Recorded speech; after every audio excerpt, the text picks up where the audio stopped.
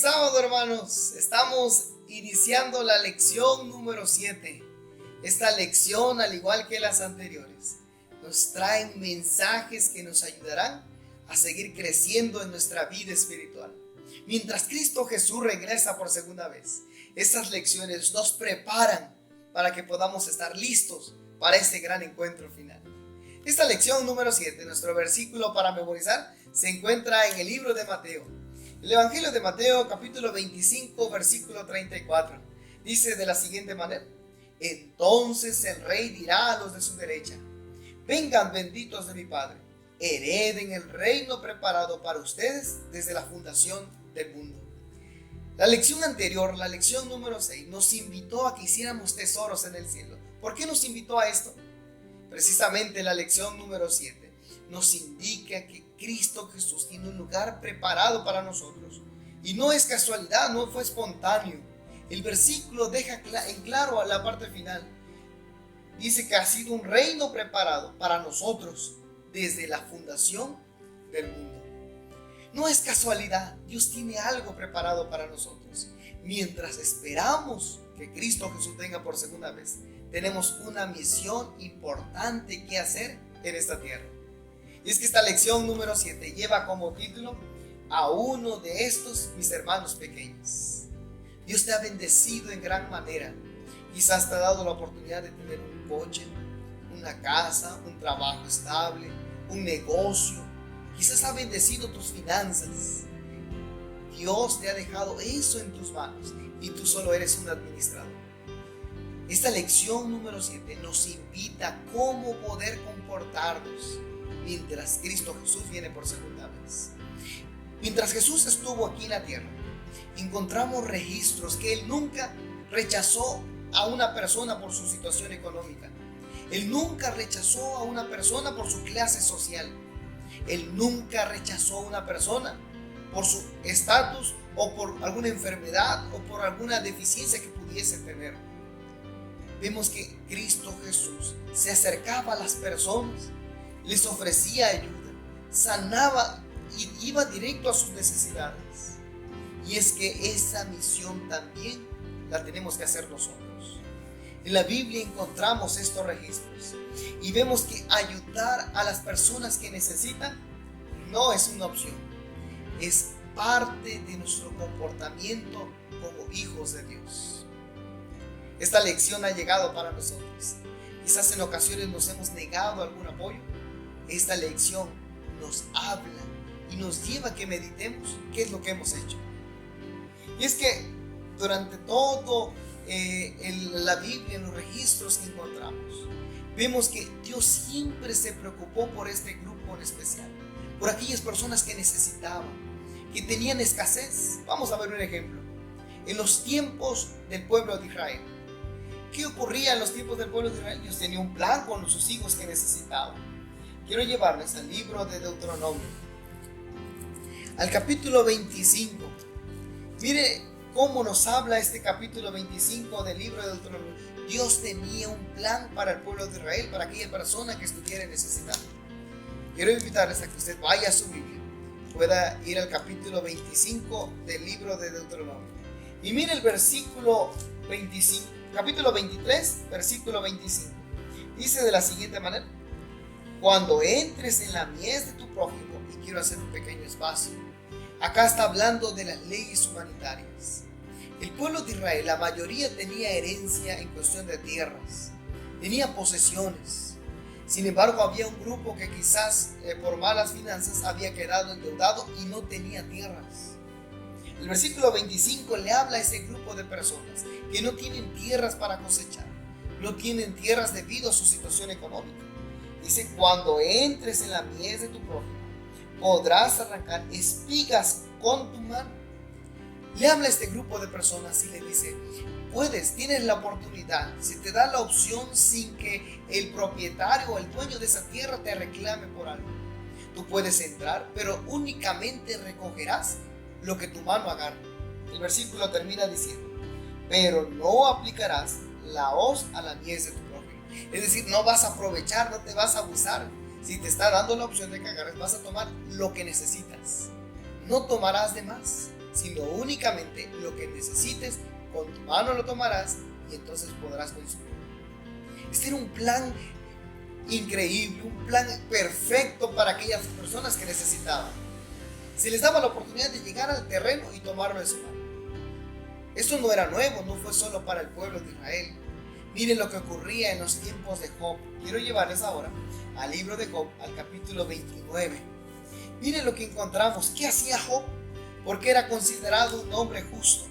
¿Qué es lo que hacía Job con las personas que necesitaban? Job era un hombre millonario, tenía muchas riquezas. Dios la había bendecido en gran manera. El versículo 16 del capítulo 29 de Job dice lo siguiente: y padre para los necesitados, de la causa que no entendía, me informaba con diligencia. Miren lo que habla Job, dice: yo era padre para los necesitados. Aquellas personas que necesitaban venían a mí y con gusto los apoyaba. Dios había bendecido a Job y Job devolvía de esa manera. Miren cómo Dios a través del tiempo se encargaba de que sus hijos no sufrieran. Lo hizo con el pueblo de Israel, lo hizo en los tiempos de Job, y miren también en los tiempos del Nuevo Testamento a través de la epístola de Santiago. Miren lo que Dios habla a través de Santiago en el capítulo 1, versículo 27. Acá encontramos un texto que tiene que hacer mucho eco en nosotros. Dice el versículo 27: la religión pura y sin mácula delante de Dios el Padre es esta. Mire cuál es la verdadera religión, cuál es lo que Dios quiere para nosotros: visitar a los huérfanos y a las viudas en sus tribulaciones y guardarse sin mancha del mundo.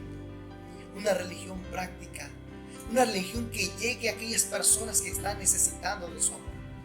Ahora, en la Biblia hemos encontrado el término pobre, pero ¿a quiénes se refería cuando hablaba de pobre? Se refería a varios grupos. Vamos a enlistar algunos. Por ejemplo, cuando se refiere la Biblia al término pobre, se refiere en ocasiones a aquellas personas que tienen deficiencias económicas, que tienen diferentes preocupaciones o que están pasando por un momento difícil en cuestión financiera. A ese grupo de personas se refiere. Aquellas personas que no tienen que vestir, incluso en ocasiones le llama que están desnudos, están sedientos. A ese grupo de personas. Pero no solo en la Biblia se enfoca el término pobre a ese grupo de personas. También se refiere a aquellas personas que tienen limitaciones físicas, por ejemplo, que son mudos, ciegos, cojos. Aquellos que tienen esa limitación física también se les atribuye el término pobre. En la Biblia también encontramos otro grupo a quien se le refiere el término pobre, y son aquellas personas quienes están emocionalmente desanimadas, que tienen enfermedades mentales, que están sufriendo y necesitan un aliento, un mensaje de esperanza. Es que la Biblia también habla y contempla cuando se refiere pobre a este grupo de personas.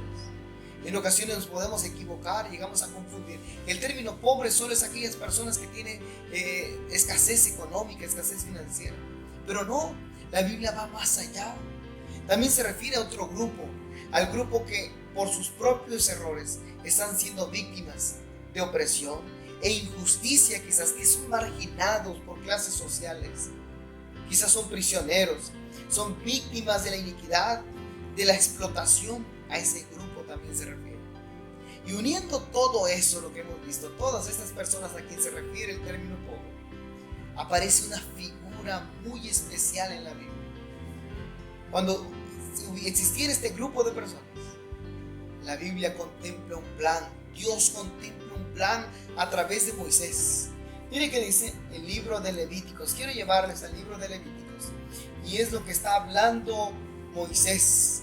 Mire el capítulo 25, Levíticos capítulo 25, y justo el mismo versículo, el versículo 25, dice de la siguiente manera: si tu hermano empobrece y vende algo de su posesión, entonces su pariente más próximo vendrá y rescatará lo que su hermano haya vendido. Mire esta figura que aparece, la figura del Redentor, el que viene a rescatar.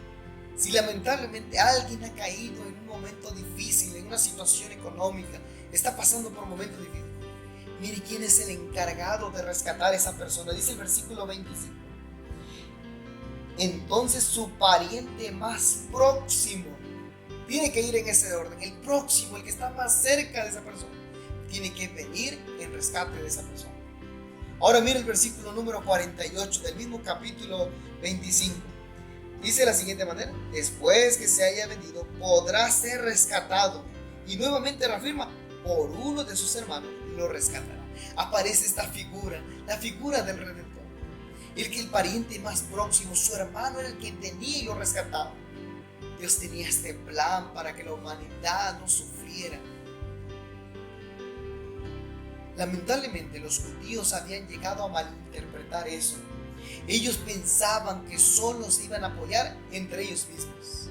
Sin embargo, Dios vino a romper todo eso. Cuando Cristo Jesús vino a esta tierra, rompió esas ideas malinterpretadas. Y es que para ayudar a tu prójimo no tiene que haber barrera, nacionalidad, religión. No tiene que existir eso. San Juan capítulo 3 versículo 16 dice: porque de tal manera amó Dios al mundo. El ser humano estaba perdido. ¿Quién vino en rescate? Vino Dios. Mandó a su Hijo para venir a morir por nosotros. Así como el pueblo de Israel cuando estaba en momentos difíciles, ¿alguien lo rescataba? Dios mandó a su Hijo unigénito.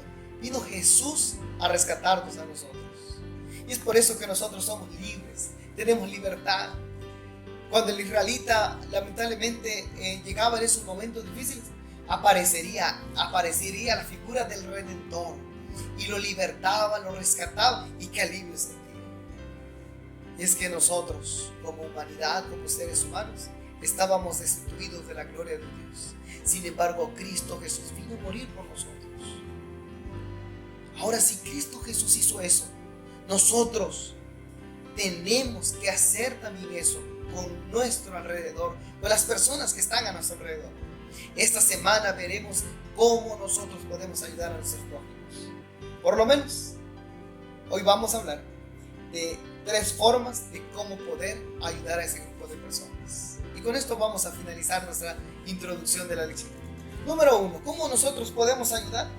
Quiero llevarles al libro de Isaías. Mire lo que el profeta Isaías llama. Toda esta semana que vamos a estudiar encontraremos diferentes personajes, diferentes escritos, pero en especial el capítulo 58 del libro de Isaías nos habla para nosotros. Mire qué dice el versículo 6 y el versículo 7 del capítulo 58. Dice de la siguiente manera: el ayuno que yo escogí no es más bien desatar las ligaduras de impiedad, soltar las cargas de opresión, dejar libres a los quebrantados y romper todo yugo. No es que compartas tu pan con el hambriento, que a los pobres errantes albergues en casa, que cuando veas al desnudo lo cubras y que no te escondas de tu hermano. Aquí es una pregunta y nos está diciendo: esto es lo que yo en verdad quiero, que ayudes al huérfano, que visites al que está desamparado. No solo eso, sino que también vayas a aquellas personas, no te escondas de tu hermano, aquellas personas que están necesitando, aquellas personas, si maneja el término pobres.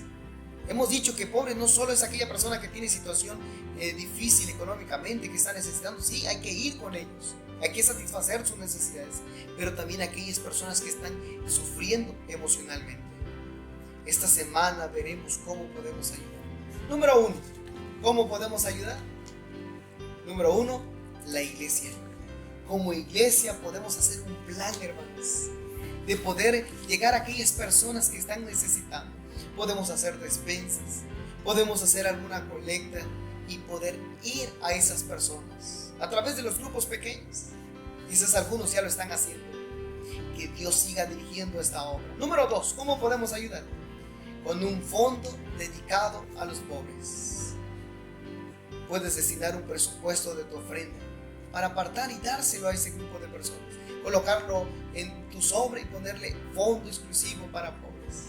Y que la misma iglesia pueda tener esos recursos para poder proveer a aquellas personas que necesitan.